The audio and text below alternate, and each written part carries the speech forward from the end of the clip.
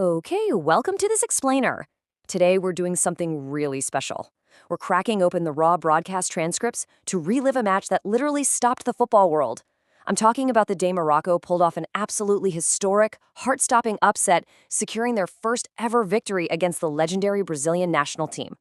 We're going to break this down like the epic sports drama it really is, looking at the tactical chess match, the boiling tension, and those split-second moments that flip the script. But let's set the scene. Imagine the atmosphere in Tangier. It was absolutely electric.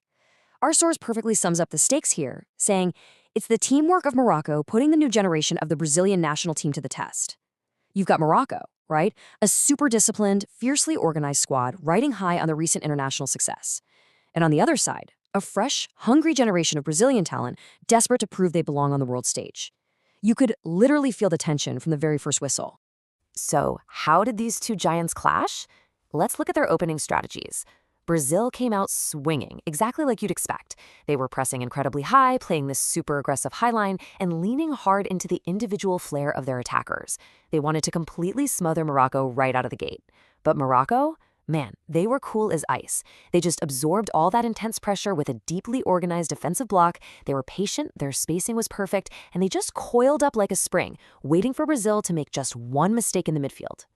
And honestly, early on, that overwhelming Brazilian pressure almost worked. The sheer speed of Brazil's attack was terrifying. Rony was out there testing the Moroccan defense with these incredibly quick, darting movements.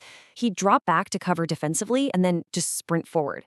At the same time, you had Vinícius Júnior and Lucas Paquetá carving out all these dangerous little pockets of space in the final third. They even forced a few early passing errors for Morocco.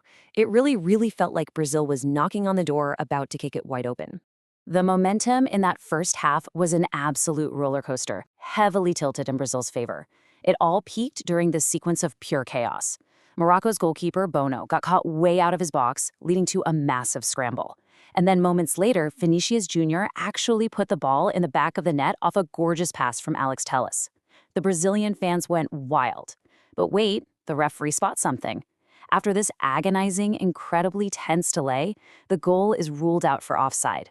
So close. Brazil was literally inches away from drawing first blood.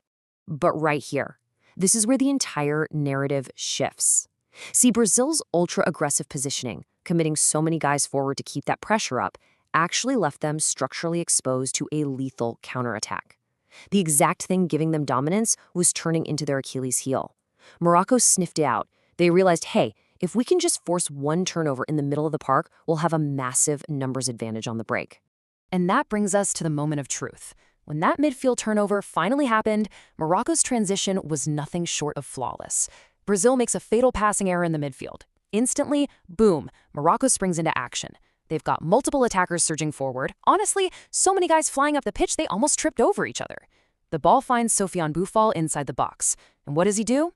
With pure ice in his veins, Boufal receives it, executes this brilliant spin that just plants the Brazilian keeper and fires a right-footed shot into the net. The broadcast commentators completely lost it. They perfectly captured the magic, calling Boufal's twisting footwork a little samba before he opened the scoring. I mean, think about the irony of that. Morocco uses the exact same rhythmic, dizzying flair that Brazil is famous for to slice right through the Brazilian defense. It was a beautiful, technically perfect goal that flipped the game on its head. Which brings us to the halftime score, 1-0 Morocco. Going into the locker room, Brazil had to be in a state of shock, right? I mean, they dominated the early stretches, but one mistake was ruthlessly punished. They had to figure things out fast. Meanwhile, Morocco ends the half buzzing with confidence, with players like Ziyech and En-Nesyri just relentlessly pressing and terrorizing the Brazilian backline. As the second half kicked off, we didn't see a Moroccan side sitting back to protect a lead. No way. They came out totally emboldened. The broadcast described them advancing in these synchronized blocks, literally sending a battalion of players into the attack. They were slicing into these massive gaps between the Brazilian lines. This relentless push culminated in this terrifying long-range bomb by Azzedine Ounahi that forced a desperate flying save from the Brazilian keeper. Morocco was taking the fight right to the five-time world champions. But just when Morocco seemed to be completely dictating the rhythm, football reminded us why we love it. It's utterly unpredictable. Brazil is pushing up, desperately hunting for an equalizer. And they find a lifeline from the weirdest possible scenario. Their veteran leader, Casemiro, fires off this relatively tame, kind of weak shot from distance. It wasn't a rocket by any means, but then, out of nowhere, a shockingly bizarre blunder from the Moroccan keeper, Bounou. He completely misjudges it, the ball slips right under him, and rolls into the net. Unbelievable. The Brazilian broadcast erupted. You could hear the sheer relief. The commentators were shouting, "It's from the most experienced, from the professor, from the father of the group, Casemiro." In a squad packed with this young, flashy new generation that was struggling against Morocco's tactical wall, it was the seasoned veteran who capitalized on a fluke mistake to drag his team back from the brink. Game tied. Momentum completely thrown into a blender. But Morocco? They refused to fold. The dramatic final twist came from sheer, stubborn determination. A really dangerous ball gets whipped into the Brazilian penalty area from the left side. The Brazilian defense panics. They only manage this chaotic, messy partial clearance. The ball just loops up into the air and falls perfectly, and I mean perfectly, to the Moroccan substitute Abdelhamid Sabiri, wearing number 11. Without a second of hesitation, Sabiri steps up and smashes a massive right-footed volley. The commentator lost his mind as it hit the net, screaming that Sabiri had a massive strike right in the face of the ball.